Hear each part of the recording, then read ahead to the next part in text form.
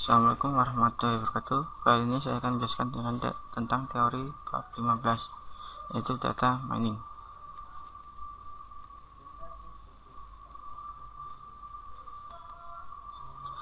Pembahasan dalam teori kali ini adalah yang pertama model data mining, kedua tahapan data mining, yang ketiga fungsionalitas dalam data mining, yang keempat teknik-teknik data mining.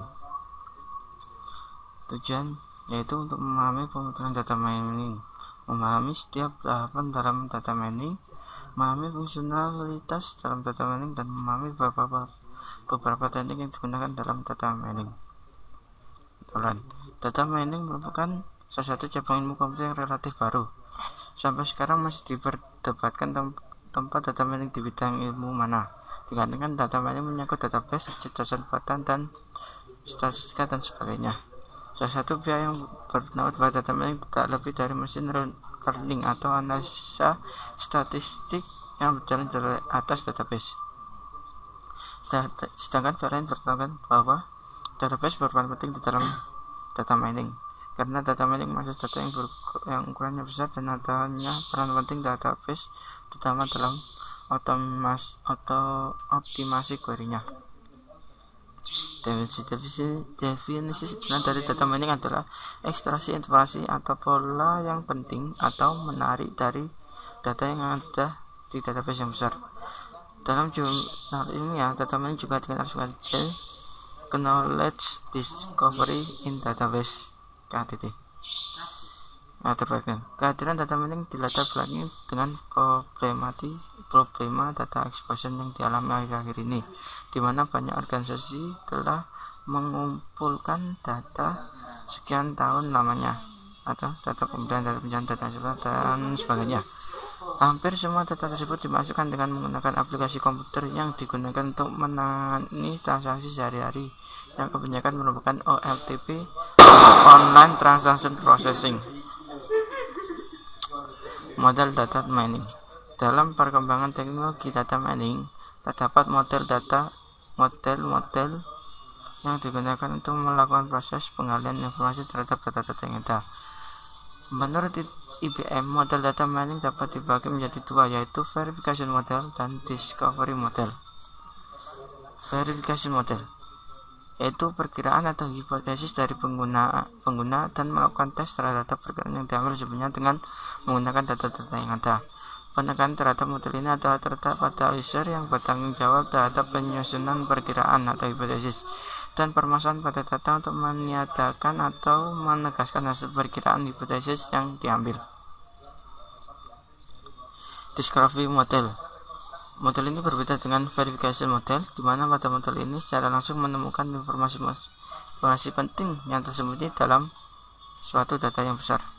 Data-data yang ada kemudian dipilah-pilah untuk menemukan suatu pola tren yang ada dan keadaan umum pada saat itu, tanpa adanya campur tangan dan tuntunan dari pengguna. Hasil temuan ini dinyatakan fakta-fakta yang ada dalam data yang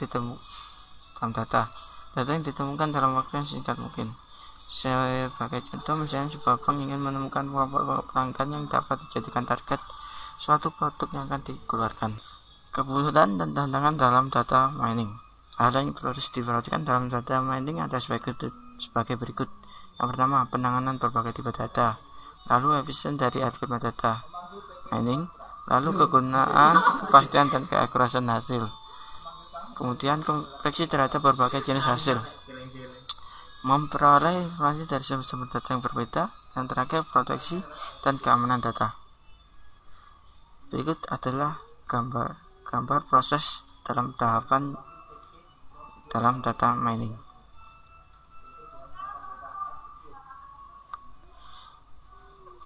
Tahapan-tahapan yang harus dilalui dalam proses data mining antara lain: basis data relasional, ekstraksi data, transformasi data, pemrosesan data, bentuk standar, reduksi data, sun fitur, menjalankan algoritma.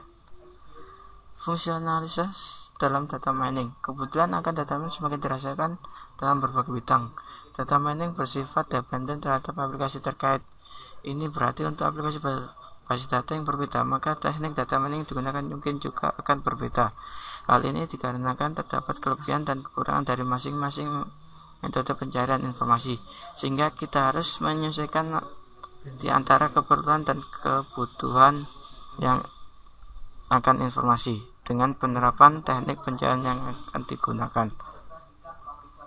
Mining Association Rule tugasnya adalah untuk menemukan suatu himpunan hubungan antara item dalam bentuk A1A dan seterusnya, di mana A dan B ada sebagai berikut, yang merupakan himpunan atribut nilai dari sekumpulan data yang relevan dalam suatu baris data.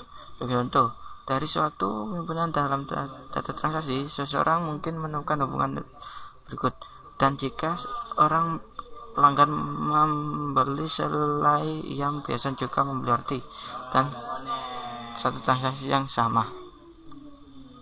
Generasi, penyatatan dan karakterisasi data multi level. Salah satu aplikasi data mining adalah analisis data yang paling sering digunakan dalam hubungan dengan basis data. Sistem informasi adalah generasi dan pencatatan data yang juga dikenal dengan beberapa nama lain, yaitu online analytical processing. Basis data multidimensi, data cube, abstraksi dasar, dan lain sebagainya. Generasi dan pencatatan data ini menampilkan data umum terhadap sekumpulan data yang dispesifikasikan oleh pemakai data basis data. Klasifikasi data. Aplikasi lain yang penting dalam data mining adalah kemampuannya untuk melakukan proses klasifikasi pada suatu data dalam jumlah besar. Hal ini sering disebut dengan mining classification rule.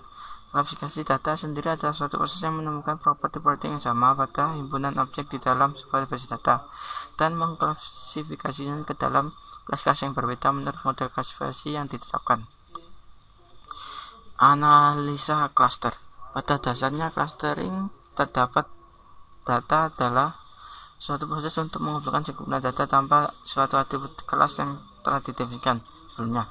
Berdasarkan pada prinsip konsep clustering, yaitu memaksimalkan dan juga meminimalkan kemiringan intra-kelas.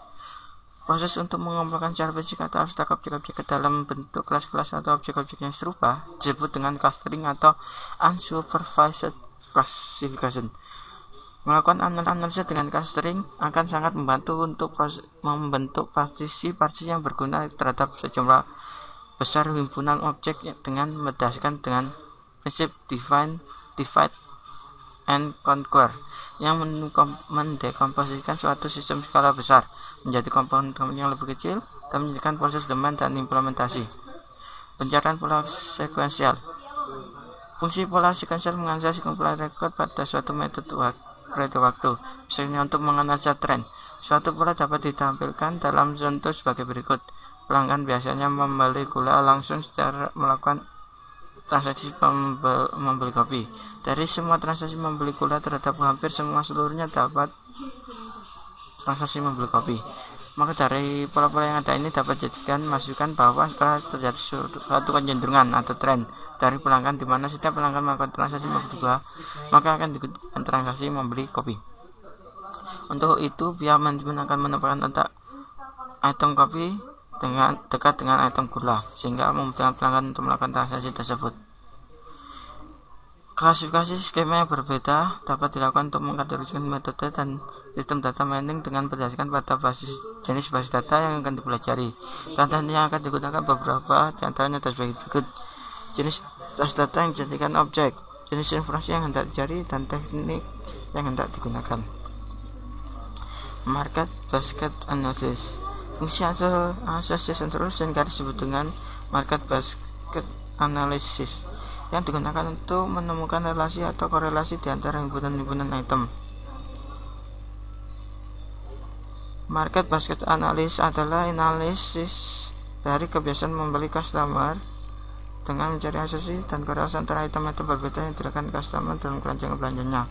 Proses ini paling banyak digunakan untuk menganalisis data dalam rangka keperluan strategi pemasaran, desain katalog, dan proses pembuatan keputusan bisnis. Market. Apa kaidah asosiasi? Kaidah asosiasi penambangan pertama kali didiskusikan oleh agamawan Imielinski dan suami. Diberikan suatu dalam transaksi. Setiap transaksi adalah suatu himpunan item-item. Cari seluruh kaidah asosiasi dengan Ini kendala minimum support dan minimum confidence yang diberikan user. Contoh 30 dari transaksi yang membuat bir juga membuat pokok 5% dari transaksi membuat item-item berikut. 30 confidence dari kaidah ini, 30 support dari kaidah ini. Kita perlu mencari ke seluruh kaidah ketimbang memeriksa apakah suatu kaidah berlaku. Algoritma a priori yang bertujuan untuk menemukan frekuensi item set dijalankan pada sekumpulan data. Pada iterasi ke K akan ditemukan sebuah item set yang memiliki K item yang disebut dengan K item set. Inti dari algoritma a priori yaitu gunakan frekuensi K1 item set untuk membangun kandidat frekuensi K item set. Gunakan scan database dan menyajikan pola untuk menemukan hitungan untuk kandidat item set. Perbaikan kerja a priori. Hitungan item set berbasis hash. Suatu K item set yang dihitung yang berhash berkaitannya di bawah ambang tidak bisa frekuen. 2. Reduksi transaksi. Untuk transaksi yang tidak memuat frekuensi K item set apapun, ada sia-sia dalam scan berikutnya. 3. Partisi. Item set apapun yang potensial frekuen dalam database haruslah frekuen dalam paling tidak suatu dari partisi dari database. Sampling. Penambangan atas suatu subjek dari data yang diberikan. Menurunkan ambang support suatu metode untuk menentukan perlengkapan. Ini merupakan contoh dari ilustrasi algoritma a priori.